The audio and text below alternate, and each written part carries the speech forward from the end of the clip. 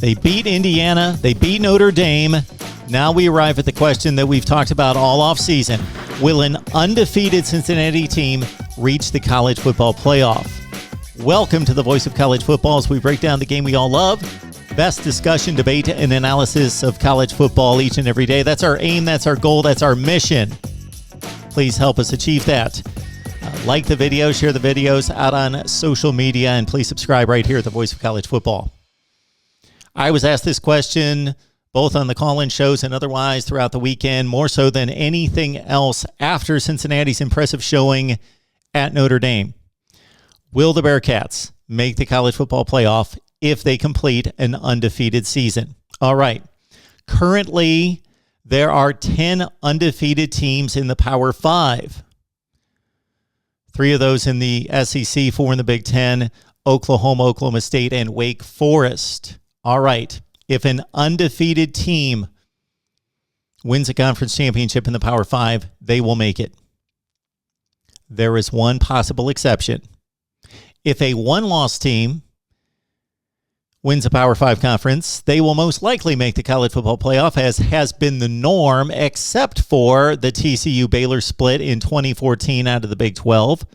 Ohio State being left out in favor of Oklahoma in 2018 as Big Ten champion with one egregious loss against Purdue by 29 points. Those are the two exceptions. Otherwise, a one-loss conference champion will make the college football playoff. An undefeated conference champion has always made it. No questions asked.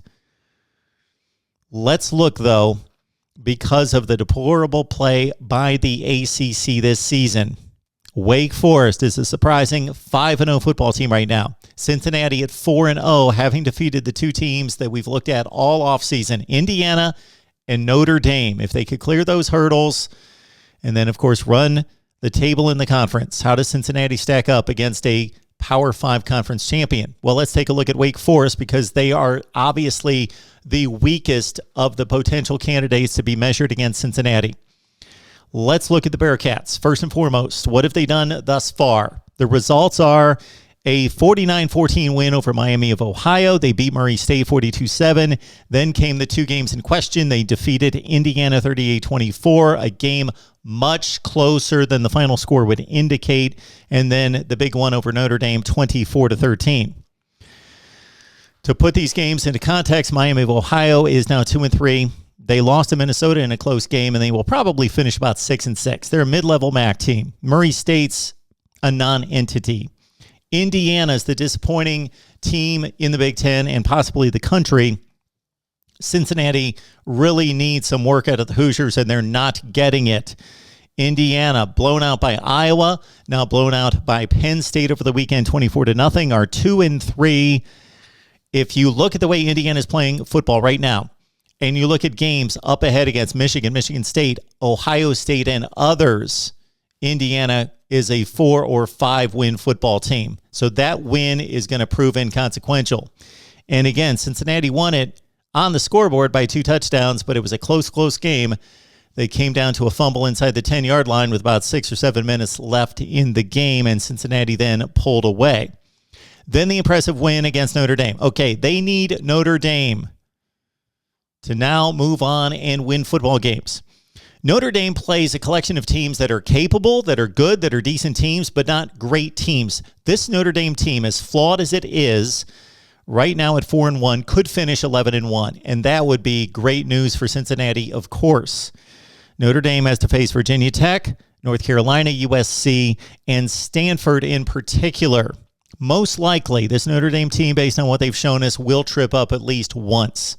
I think it's reasonable to think that Notre Dame will go 9-3, probably 10-2. 11-1 is a huge ask, but possible. That would be huge for Cincinnati, of course.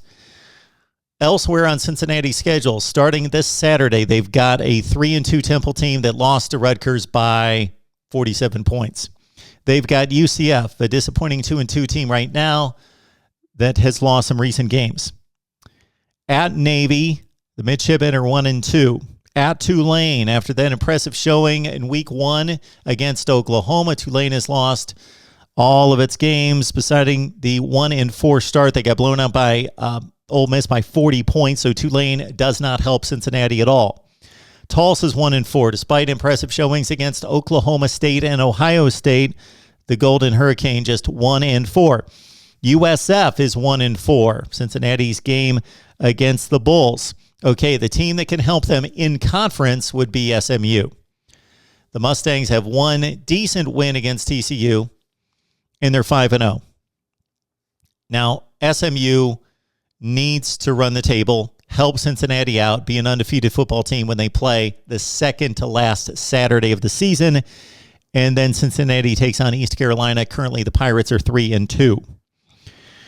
The teams that are left on Cincinnati's schedule are 17-21. And not just 17-21, they're 17-21 against a group of 5 opponents for the most part. So, again, there is no Houston, there is no Memphis on Cincinnati's schedule. They will play the second best team, the second best record in the American Conference in the conference championship game December 4th. That could be Houston, it could be Memphis, it could again be SMU. Let's say Cincinnati beats SMU. Probably the best showing, the best look for Cincinnati would be for SMU to put up a fight, but not too much of a fight. Cincinnati needs to beat them soundly, but not embarrass them to completely embarrass and discredit the league to basically show it's Cincinnati and everybody else, and nobody else is any good. If they beat SMU by a couple scores and SMU takes care of business otherwise, then that win is going to look good, and then back up that win, confirm that win in the conference championship game, and defeat an 11-1 SMU team. That is the best Cincinnati can hope for. SMU needs to come through. Notre Dame needs to come through. It would be great if Indiana came through in some surprising way because the Hoosiers just aren't showing it right now. So that's a 13-0 Cincinnati team. We've not even talked about SMU possibly running the table, defeating Cincinnati twice and being 13-0 with a win against TCU. Save that for another video. Now let's look at Wake Forest. Again, 10 undefeated teams in the Power 5 right now. If you look at all of them, what they've accomplished thus far and what's lying ahead for each one of those teams, all of them will make the college football playoff if they run the table. Wake Forest is going to be the team because of the way the ACC has looked that's going to be in question. Wake Forest has defeated Old Dominion 42-10, Norfolk State 41-16, inconsequential. The Florida State win 35-14. Florida State's awful. Virginia 37-17. The Cavaliers just beat Miami last weekend to go to 3-2. They're probably going to finish 6-6. Louisville 37-34, last second field goal to defeat the Cardinals. Louisville at 3-2, probably a 7-5 football team. Okay, up ahead for Wake Forest. Syracuse on the road, 3-2, coming off a loss to Florida State. They've got Army, a 4-1 football team. They've got Duke at 3-2. They've got North Carolina 3-2 in these last 4 games. If Wake can make it through these final 4 games, it's not a daunting murderer's row of great teams, but they're all good, decent, capable, competent teams. North Carolina currently 3-2. That game on the road. North Carolina State at 4-1. Clemson and BC 3-2, 4-1. So if you look at the upcoming schedule for these teams and look at the last 4 games, 3 of them on the road for Wake Forest, North Carolina and North Carolina State, Clemson and BC are all going to be in that 8-4, 9-3 range. Again, not a marquee landmark win in the bunch, but a collection of fringe top 25 wins. When it's all said and done, Wake Forest is facing a schedule from here on out, starting with Syracuse this weekend, that is currently 24-11. Not the 17-21 that Cincinnati is facing, and that 24-11 is mostly against Power 5 opponents. And based on the projection that I just gave you of what the final records are going to be for these teams within the ACC and the Power 5 teams that Wake Forest plays, that collection of teams will go roughly 60-48. And then add in the ACC championship game against who knows who's going to make it to the ACC championship game at this point. We thought it was going to be North Carolina or Miami, but it could be somebody else. It's probably going to be good again, if Wake Forest, if one of those teams in the Coastal Division can separate itself, but most likely that's not going to happen because none of them are that good. Think about this. Cincinnati plays a collection of teams in its 12-team schedule that play 38 Power 5 opponents.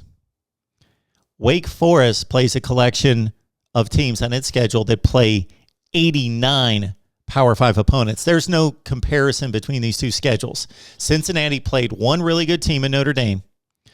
They played what is now turning out to be like a top 50 or 60 team in Indiana. They're going to play SMU most likely twice, and they're a top 30 or 40 team in the nation. Wake Forest is going to play a collection of North Carolina, NC State, Clemson, BC, top 20 to 30 teams in the nation, having already played some decent teams like Army, Louisville, Virginia, plus an ACC championship game.